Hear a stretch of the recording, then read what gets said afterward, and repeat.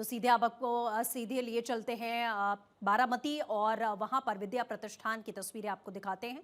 BJP के अध्यक्ष नितिन नवीन, गृह मंत्री अमित शाह दोनों ही इस समय पहुंच चुके हैं।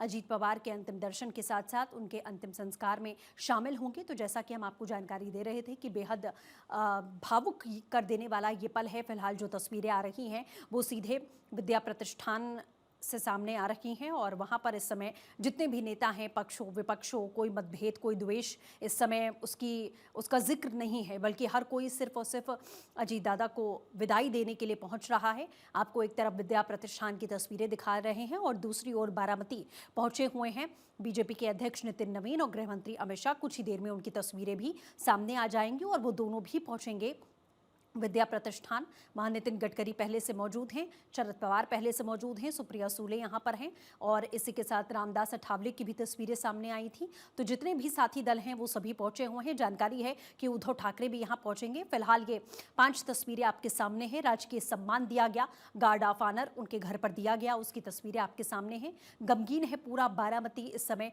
हर कोई बारामती के आसपास के भी इलाके के लोग यहां पहुंच रहे हैं अजीत पवार को अंतिम विदाई देने के लिए। उनके साथ बिताए हुए पलों को उनके कार्यकर्ता याद कर रहे हैं। उन्होंने बारामती को कैसे बदल दिया, कैसे बारामती का कायाकल्प किया, उसे याद करते हुए, दोहराते हुए यहाँ बारामती के लोग बिलख रहे हैं, रो रहे हैं। जिन लोगों ने बहुत करीब से कभी अजीत पवार से मुलाकात भी नहीं की वो भी आज गमगीन हैं और सिर्फ इसी सदमे में है कि आखिर अचानक उनका नेता, उनके कर्ता धर्ता और जैसे उनके कोई परिवार का सदस्य हो, परिवार के किसी बड़े का साया उनके सर से उठ गया हो। बारामती की जनता आज यही महसूस कर रही है। पूरा पवार परिवार इस समय शोक में है। उनके भतीजों की बात करें, अजीत पवार के बेटों की बात करें, उनकी पत्नी, इसी के साथ शरद पवार, सुप्रिया श्रीनेत, सभी कल ही गहमा गहमी में पहुंचते हैं और पूरा परिवार एकत्रित होता है। एक साथ मिलकर ये फैसला लिया जाता है कि आज 11 बजे के करीब में अंतिम संस्कार अजीत पवार का किया जाएगा।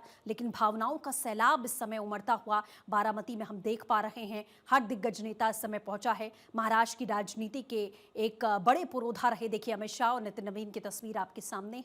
दोनों गमगीन हैं और पहुंचे हैं अजीत पवार को उनके अंतिम संस्कार में, उन्हें अंतिम विदाई देने के लिए। एकनाथ शिंदे भी आपको दिख रहे हैं, देवेंद्र फडणवीस आपको दिख रहे हैं और साथ ही अजीत पवार उनके साथ ही रहे, सरकार में रहे, कंधे से कंधा मिलाकर वो चले महाराष्ट्र के भविष्य के लिए, महाराष्ट्र के विकास के लिए। जो भी फैसले लिए जाने थे अजीत पवार ने हमेशा सरकार का उसमें साथ दिया। एक समन्वय अजीत पवार, एकनाथ शिंदे और देवेंद्र फडणवीस में देखा गया। हाँ, थोड़ी बहुत खींचतान जरूर थी लेकिन उसका असर यहां पर पड़ता हुआ नहीं दिखा। वरिष्ठ पत्रकार सुनील कौशिक जी इस समय हमारे साथ जुड़ चुके हैं, उनका रुख करते हैं। सुनील कौशिक जी, जो तस्वीरें इस समय हम देख पा रहे हैं, फिलहाल किसी राजनीति का कोई विषय यहां पर नहीं है क्योंकि हर कोई गमगीन है, याद कर रहा है कि अजीत पवार का नेतृत्व कैसा था, कैसे बारामती नहीं बल्कि पूरे महाराष्ट्र के लिए विकास के पथ पर वो चले और सरकार में रहे, सरकार का साथ उन्होंने हमेशा से दिया। आज किस तरीके से आप देख रहे हैं इस पल को? देखो, जितनी बार करीब मैं 4 से 5 बार अजित पवार से मिला व्यक्तिगत तौर से, तो निश्चित तौर से ये मैंने जाना और समझा कि वो जमीन से जुड़े हुए नेता थे। समस्या का समाधान उनके तत्काल टेबल पर रहता था। एक हमारे वरिष्ठ पत्रकार थे, उनको बहुत दिक्कत महाराष्ट्र में आ रही थी और जब मैं शरद पवार से यहाँ दिल्ली में मिला तो उन्होंने कहा कि अजित पवार से जाके कौशिक मिलो। और जब मैं मिला तो आप करिए कि वो केवल नेकर और साथ और बिल्कुल टी शर्ट में ही मुझसे मिलने के लिए घर पे आ गए और उन्होंने 10 मिनट में समस्या का समाधान किया। तो ऐसी स्थिति में मैंने वहां समझा कि अजीत दादा क्यों कहते हैं। जमीन से जुड़ा हुआ वो नेता जिसको महाराष्ट्र के कोने कोने की जानकारी हो, जितनी भी वहाँ कोऑपरेटिव सोसाइटी हैं, उन कोऑपरेटिव सोसाइटी में जितनी भी नियुक्तियां मुझे लगता है किसानों की रही, हर एक नियुक्ति में अजीत पवार का दृष्टिकोण, अजीत पवार का ब्लूप्रिंट, अजीत पवार की दिशाएं, ये सब कुछ उसमें मैंने समायोजित होते हुए देखी हैं।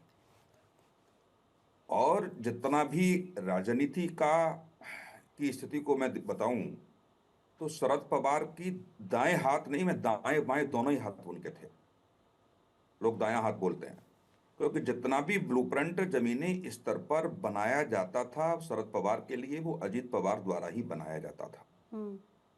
ऊपर से लेकर नीचे कार्यकर्ता तक क्रियान्वयन होना है तो अजीत पवार के माध्यम से ही उसका क्रियान्वयन होना था। जब कांग्रेस से टूट करके जब नया दल शरद पवार ने बनाया, उस समय अजीत पवार के सामने बहुत बड़ी चुनौती थी, जी। एक संगठन को खड़ा करना।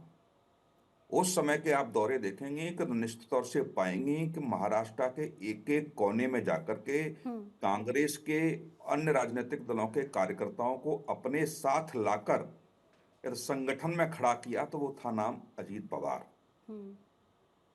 जो कुछ भी हुआ 2019 के बाद, फिर 2023 में हुआ, निश्चित बिल्कुल तौर से वो सुनील कौशिक जी, हम आपका रुख करेंगे, इस पर चर्चा लगातार जारी रहेगी कि अजीत पवार का कद कैसा रहा, महाराष्ट्र की राजनीति, महाराष्ट्र की जनता, बारामती के लोगों के लिए कैसे उन्होंने कार्य किए, उन सभी चीज़ों को आज याद किया जा रहा है।